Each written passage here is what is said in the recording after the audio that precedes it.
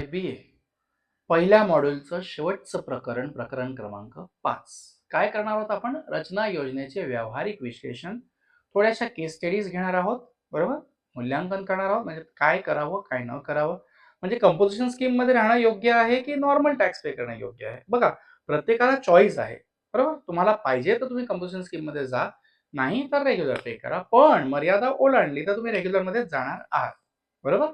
तर छोटे मोठे अशी उदाहरणं घेतलेली आहेत, ही तुम्ही सोडवाल तर जास्त महत्वाची आहे. मी ओरली सांगण्यात काहीच तथ्य नाहीये. CGST कायद्याच्या कलम 10 द्वारे नियंत्रित GST अंतर्गत रचना योजना लहान करदात्यांसाठी पर्यायी कर प्रणाली प्रदान करते.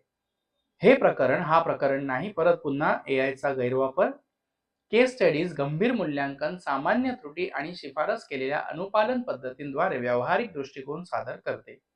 हे घटक वेगवेगळ्या व्यवसाय प्रोफाईलसाठी रचना योजनेचे अवलंबन करण्याचा व्यावहारिकरित्या मूल्यांकन करण्यास मदत करते.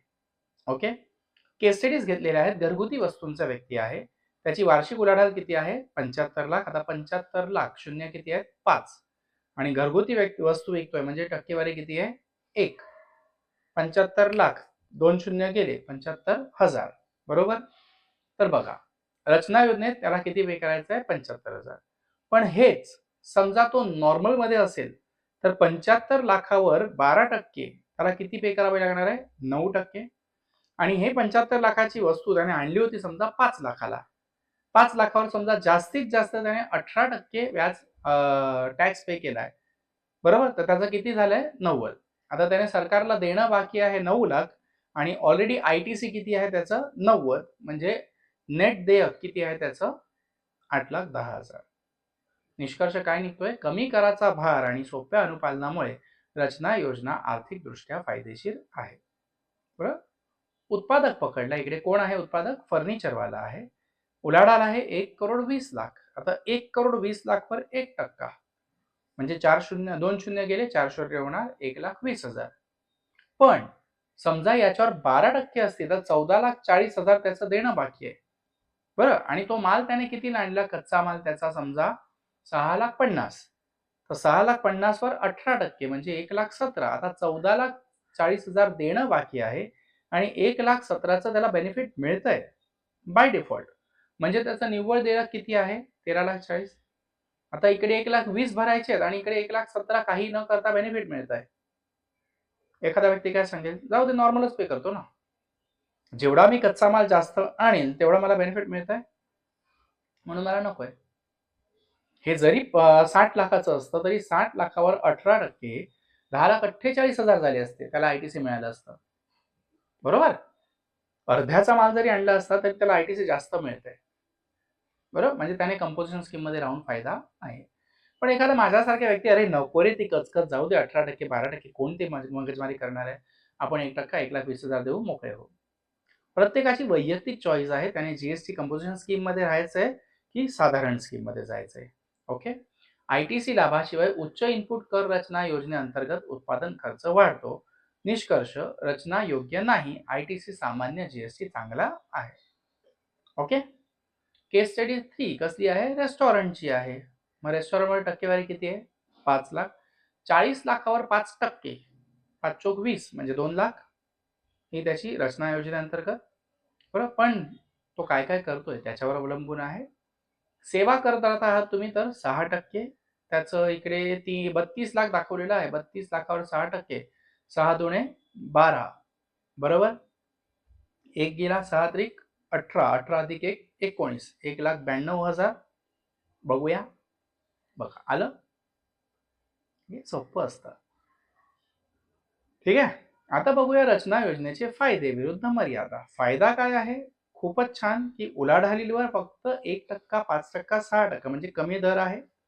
सरलीकृत अनुपालन आणि कागदपत्रे आहेत, जास्त कचकच नाहीये का हे ठेवा ते ठेवा. वार्षिक करदायित्व अंदाज लावण्याची क्षमता. मला माहिती आहे का माझा जास्तीत जास्त 1.5 कोटी, 1.5 कोटीवर 1%, 1.5 लाख टॅक्स पे करायचा आहे, त्याहून जास्त नाहीच, बरोबर?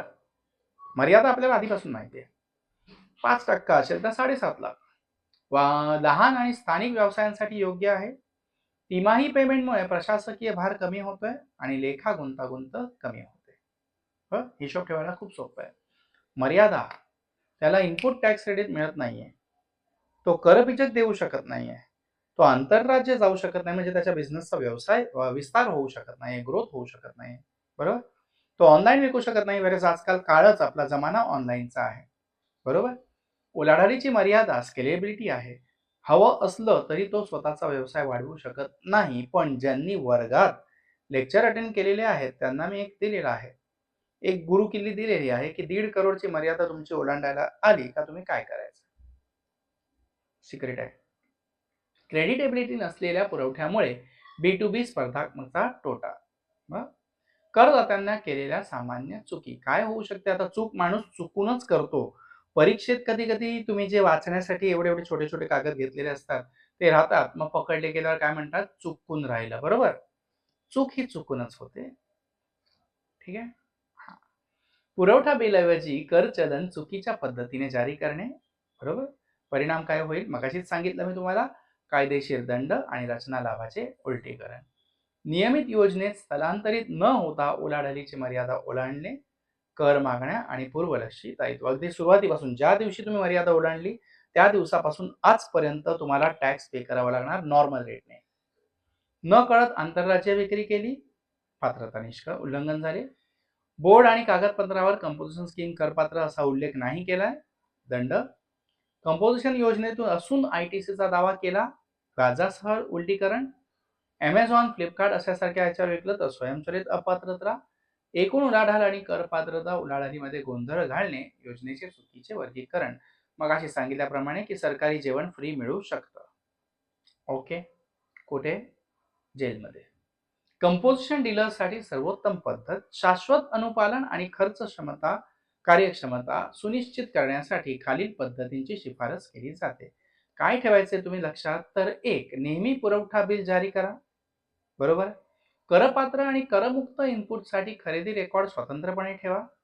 साइन बोर्डवर हे लिहिणं कंपल्सरी ठेवा. नियतकालिक अनुपालन, रेग्युलर तुमचे टॅक्स पे करा, म्हणजे CMP 8 आणि GSTR 4 वार्षिक. नियतकालीन स्टॉक सामंजस्य राखा.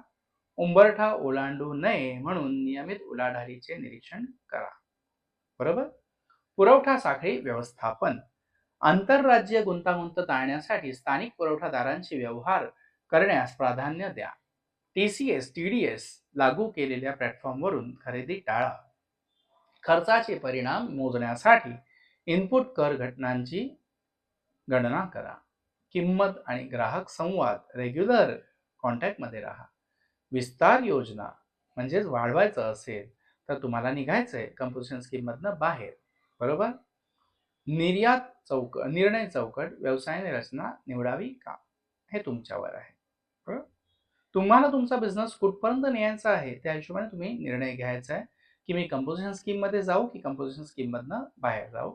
या सगळ्यांचा सारांश आणि निष्कर्ष तुमच्याकडे आहे. आणि नेहमीप्रमाणे आपले बहुपर्यायी, गाडलेल्या जागा, चुकी बरोबर, ओके, लघु प्रश्न आणि दीर्घ प्रश्न हे तुमच्या अभ्यासासाठी मी दिलेले आहेत. तुमचं कर्तव्य फक्त एवढंच आहे की अभ्यास नीट करा, लक्ष देऊन करा आणि चांगल्या प्रकारे मार्क्स आणून पास व्हा. बाकी मला काहीच नकोय. Thank you very much. SY